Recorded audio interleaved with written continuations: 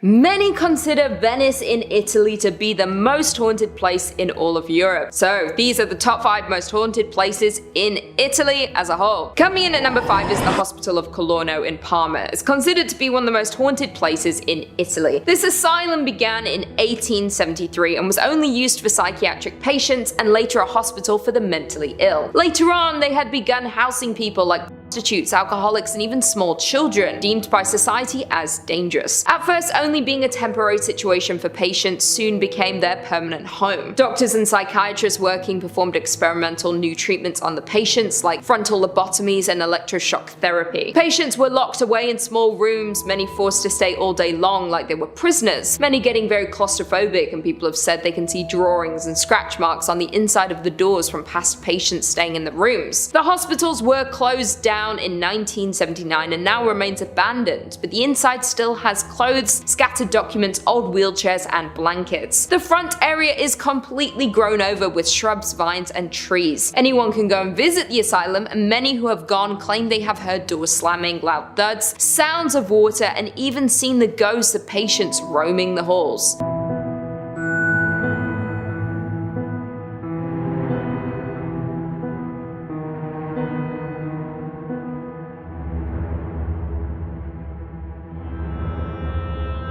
Coming in at number 4, we have Villa de Vici. Number 4 is Villa de Vici, or the Red House. Considered to be the most haunted house in all of Italy, it was commissioned by Count Felix de Vici, who was the head of the Italian National Guard. The home was built in 1854 by architect Alessandro Sedoli and was Count Felix de Vici's summer home. Unfortunately, Sedoli wasn't able to see the completion of the home due to his death during the construction of the property. Legend has it that the Count returned home to a tragedy regarding his wife and daughters, and later took his own life inside of the house. After the Count's death, his brother had taken over the property and owned it until 1938 before it was left abandoned for the next 2 decades. Popular occultist Aleister Crowley had been rumored to spend some time at the home sometime in the 1920s. Fans and followers of Crowley soon began to visit the mansion, and some say they performed satanic rituals. A broken piano remains in the abandoned mansion, and visitors have claimed to hear it playing while they were there. Others also say ghosts roam the house to this day. Coming in at number 3, we've got the Mazzarole. Speaking of non-human entities, let's take a quick trip to the mountains. The Italian Dolomites, to be specific. No relation to the comedian turned movie star recently played by Eddie Murphy. This mountain range sits stoutly in northeastern Italy and is full of legends and secrets. Plenty of cryptids and creatures are said to roam these mysterious mountains, from fairies to wizards and witches to mythical royalty. But the creature that piques my interest the most is the Mazzarole. In the valleys of Belluno province, this myth is still well known and widespread. This tiny, playful creature resembles a gnome, so make sure you tag your friends and let them know they've been gnomed. Woo! Now that I've made my requisite meme reference for the day, I can get to the actual details. This tiny, cap-wearing dude dressed in red wanders around the woods. For him to simply wander would be kind of boring though, so of course there's some darkness to this myth. He loves to find folks traveling around dusk and then lead them astray. Anyone who treads on top of his footprints is compelled by forces unknown to follow them all the way back to the no man's cave, after which they will forget everything about themselves. Many a tourist has fallen victim to the Mazzarole's mean-spirited trickery. Some legends even say that the Mazzarole will abduct the occasional individual and make them his slave. The story goes that the gnome managed to steal a young woman away from her village and put her to work. He was kind during this time and taught her many skills: cheese making, butter churning, and more. He even promised to teach her how to extract wax from whey. However, he was never able to complete this final task, as one day a hunter stumbled upon the missing girl and brought her back home. A remedy made from goat's milk brought her memory back, and the girl, overwhelmed with gratitude, taught the villagers how to make cheese and butter. To this day though, nobody has figured out how to extract wax from whey. Maybe someone will seek out the Mazzarole and find out though. Coming in at number 2, we've got the Witches of Matana. More mountainous mythical monsters are waiting for you. If you make your way out to Matana, you will find world-class hiking and some unexpected extracurriculars. That's right, you can go witch hunting. Years ago, it was said that this mountain was a popular spot for witches to perform rituals and human sacrifices. They practiced their magics upon the crags and cliffs and amassed great fortunes. Reincarnations of these witches are said to return often in search of their material wealth from past lifetimes. The reality of this wealth is often called into question, but that doesn't stop treasure seekers from braving the range. Some of these booty seekers say they've encountered violent witches willing to slit their throats, but have somehow made it out alive. Maybe other proverbial pirates didn't make it out so well. Either way, Matana is well known for magic, and you'd probably be best off if you just avoided making the perilous journey at night, unless you'd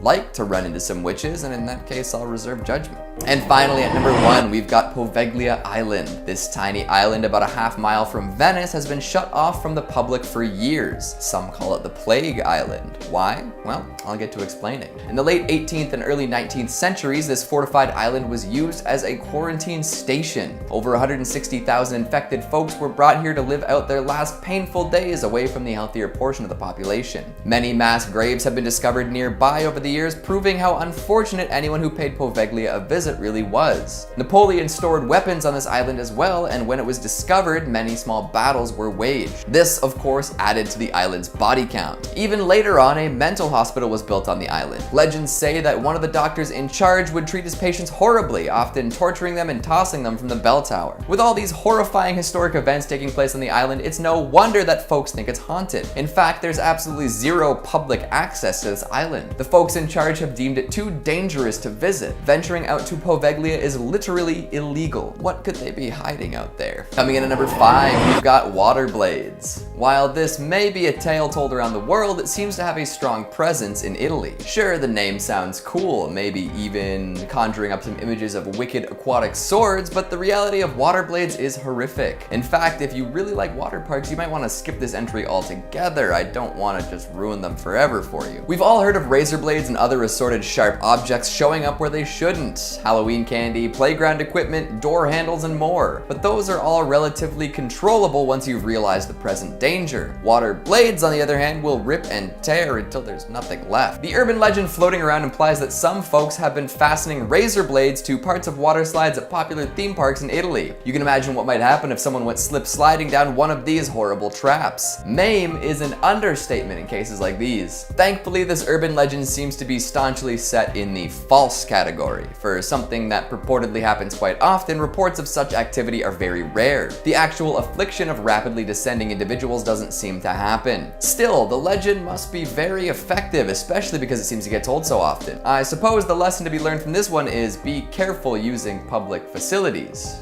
Good advice, especially in these days and times. Coming in at number 4, we've got Pier Zanfretta's alien encounters. Everyone knows a friend of a friend who claims to have been abducted by aliens, and if not abducted, then maybe they saw a UFO or something. But this Italian security guard has a claim to fame so out there it might as well be in outer space. He says that he was abducted by aliens 5 times over the course of 3 years. All abductions happened in Genoa, all apparently while he was still working the night shift. Skeptics, as skeptics do, dismiss these claims, but apparently he's given details of each abduction while under the influence of truth serum. Pretty astronomical, don't you think? The very first abduction occurred late one night. Zanfretta was patrolling and saw what appeared to be 4 lights. After seeing this, the engine, lights, and radio went out in his patrol car. Thinking, as most security guards should, that there might be thieves about, he ran over to investigate. He did not discover a group of miscreants though. No, he found himself face to face with some extraterrestrial life. A UFO was floating above and he was abducted by these outer space dwelling individuals. While approaching the so-called scene of the crime, Zanfretta was grabbed from behind. When he turned around, he saw a creature he could only describe as an enormous, green, ugly, and frightful creature with undulating skin, as though he were very fat or dressed in a loose gray tunic, no less than 10 feet tall. This, of course, was only the beginning of Zanfretta's galactic incidents. He's run into interplanetary assailants again and again, sometimes even when he had backup. Following some encounters, special investigators were called in. They discovered distinct markings on the ground that didn't seem of human origin, but nobody but Zanfretta has laid eyes on the creatures themselves. His claims have intensified the belief of an alien presence near Genoa and has made a bit of a celebrity out of the now elderly security guard. His last abduction took place in 1980 while he was under close observation. These days, he claims that the aliens contact him directly, communicating with questionable motivation. So if you're at all interested in close encounters with the third kind, Genoa might be the place to be. Number 3 on this list is dragons. Now, I know that dragons aren't technically demons, but they are pretty bloody terrifying in my opinion, and for that reason, I think they deserve some love on this list. Italy has quite the history with dragons and has had some pretty big ones in the past. Dragon's Wish says, one of the most famous dragons of Italian folklore is Tyrus, a wyvern that besieged Terni in the Middle Ages. One day, a young and brave knight of the noble house of Cittadini, tired of witnessing the death of his fellow citizens and depopulation of Terni, faced the dragon and killed him. The town, from that day onwards, adopted the dragon in its coat of arms and accompanied by a Latin inscription, Tyrus e annis dederent signa terraminis, that stands under the banner of the town of Terni, honoring this legend. This is just the most famous legend of a dragon in Italy, but it doesn't mean that it's the only one. There have been other reports of dragons in Italy as well, and some of them have been very scary. At the end of the day, a dragon, in my opinion, is just as bad, if not worse, than a demon. If I had to go one-on-one versus a dragon or a demon, I might try my luck with the demon, guys, because there's no way I'm gonna be able to survive the dragon. Number 2 on this list is the Lariosoro. This creature is an evil serpent living in one of Italy's big bodies of water, and it's said to be a servant of the devil. Yoea writes, meet Lariosoro, Italy's own Loch Ness monster. According to Italian folklore, Lariosoro lives in Lake Como, which lies 30 miles to the north of Milan and is one of the deepest European lakes. In November 1946, 2 hunters claimed that they saw a huge animal resembling a reptile swimming in the lake. It had red scales and was about 12 meters in length. Upon firing their rifles, Italy's Nessie disappeared into the center of the lake with a hissing sound. The creature was named after Lariosauros balsami, a prehistoric reptile whose fossilized remains were discovered in the lake in 1830. More sightings followed at the lake. In 1954, a creature with a round muzzle and webbed paws was spotted by a father and his son. Then, in August 1957, another monster was allegedly seen by natives. A month later, in the same year, an animal was spotted in the lake, this time whose head resembled that of a crocodile. The last sighting was in 2003, and it looked more like a giant eel. It's got tons of different forms, and no one knows exactly what form it will show up as next. One thing is clear though, it's guarding whatever is at the bottom of this lake. Some people think that the devil has some type of gate there, or that he's working on creating a gate. Until the gate is fully functional and ready to bring creatures from hell to our world, the devil has employed the capabilities of this underwater beast to guard it. This is all just a theory, but no one knows for sure, so we should probably do some digging pretty soon, folks, and figure out what's going on underneath the water.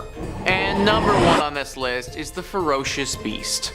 I wish I had a more descriptive name for you guys, but that is literally what it has been called. The ferocious beast. This is a demon creature that resembled a wolf and was around several hundred years ago. An enormous animal similar to a wolf, it ate pets and children and terrorized Milan during the 1790s, and the Milanese organized a hunt against it. After months, they killed the ferocious beast and displayed its body at the university at Pavia, but it's no longer there and has been missing for decades.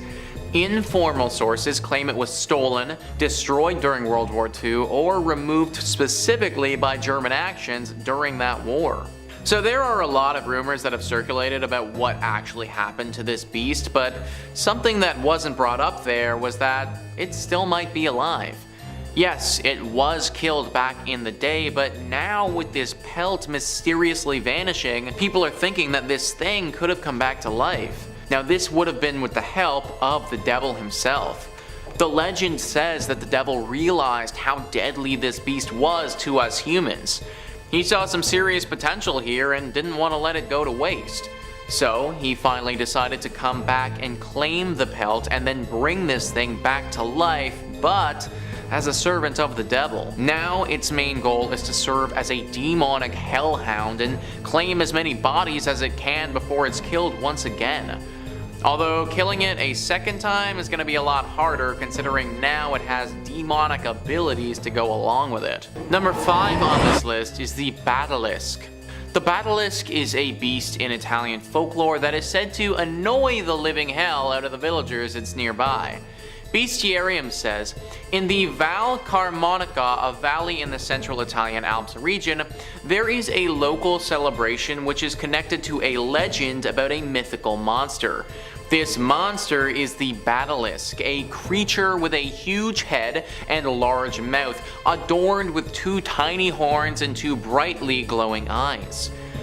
According to the local legend, the terrible Badalisc lived in the woods in Strixa, a small village. Actually, terrible is an overstatement. It did little harm, but it did constantly annoy the locals. As punishment, the beast was captured as the locals used a beautiful girl as bait to trap and capture the lusty beast. It was fought by a hunchbacked folk hero. So they hold a festival for the demon thing every year. There's a parade and they get a costume for it made from goat skin. The whole village participates in it and it's a whole big affair that's going on. However, there are a few select elders who don't participate. Whilst everyone is out and about having fun, drinking, and making merry, this select group of elders is inside being very careful with what they do. Apparently, this group was around when this beast first came to being. They saw it firsthand, and they don't agree with the way that people are treating it. In their opinion, the legend has been thoroughly exaggerated, and this creature isn't as kind as everyone wants to believe. They are under the impression that constantly doing this year in and year out is going to anger the creature, and one year it will finally unleash its wrath upon the village. Now, no one knows if this is true or not, or if it's just a bunch of people being really paranoid. However, I would tend to believe the people who claim to have seen this thing firsthand, rather than those who are just looking for an excuse to get drunk. Number 4 on this list is Strixa. This is a demon very similar to a vampire that can be found in parts of Italy. Wikipedia says a Strixa is a usually female demon somewhat similar to vampires in Slavic and especially Polish folklore. People who were born with 2 hearts and 2 souls and 2 sets of teeth, the second one barely visible, were believed to be Strixa. Somnambulics, or people without armpit hair, could also be seen as one. Furthermore, a newborn child with already developed teeth was also believed to be one. When a person was identified as a Strixa, they were chased away from human dwelling places. During epidemics, people were getting buried alive, and those who managed to get out of their graves, often weak, ill, and with mutilated hands, were said to be Strixa by others. It is said that Strixa usually died at a young age, but according to belief, only one of their 2 souls would pass to the afterlife. The other soul was believed to cause the deceased Strixa to come back to life and prey upon living beings. These undead creatures were believed to fly at night in a form of an owl and attack nighttime travelers and people who had wandered off into the woods at night, sucking out their blood and eating their insides. Strixa were also believed to be satisfied with animal blood for a short period of time. Whatever version of the Strixa is proven to be correct, it really isn't good either way. They're either personally coming to kill and suck your blood, or they're indicating that we're about to die. The way that you protect yourself is pretty similar to vampires. Burning the body of one of these creatures or putting a stake through it are proven methods of getting rid of them. Also, for some reason, slapping it across the face with your left hand is said to help.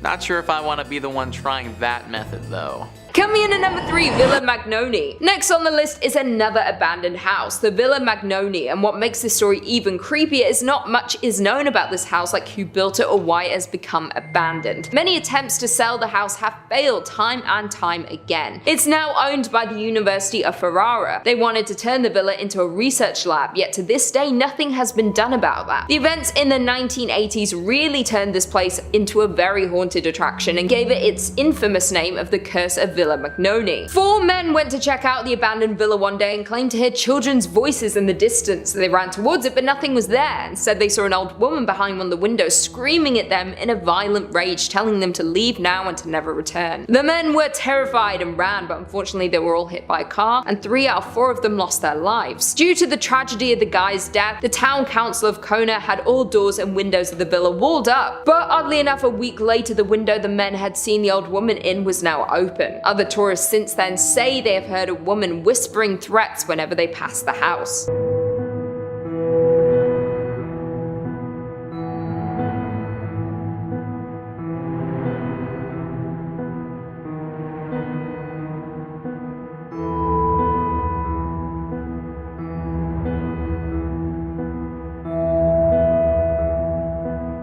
Coming in at number 2, we have Chiesa dei Morti. Our number 2 spot is given to Chiesa dei Morti, or more commonly known as the Chapel of the Dead. It's a small church located in central Italy. The church was built in the 11th century by the Normans in a town called Otranto. This popular horror destination got its name from the 813 casualties beheaded during the Turkish massacre of 1480. 128 Ottoman ships landed on the shores of Otranto, and their plan was to take over Italy. It was a violent and bloody attack. The Otrantians fought back, but in the end were no match for the Ottomans, who went around killing, looting, and setting fire to everything in their path. Once the massive attack was over, the Ottomans made their way to the Otranto Cathedral and found a small group of Christians and attempted to convert them to Islam. When they refused, the Ottomans began to attack and kill all the Christians in the church that day. Thankfully, 3 kings of Naples, Aragon, and Sicily recaptured southern Italy and forced the Ottomans out. In 1711, a chapel was built off the main cathedral dedicated to those killed in the attack. 18 bodies have been mummified and put on display behind the altar along with 100 skulls. This area is known as the Mummy Cemetery. If you're brave enough to go on a tour of this church, the tour guide can tell you how each of the mummies on display passed away. There is also a dungeon-like crypt you can also visit at the church filled with mummified and skeletal remains displayed.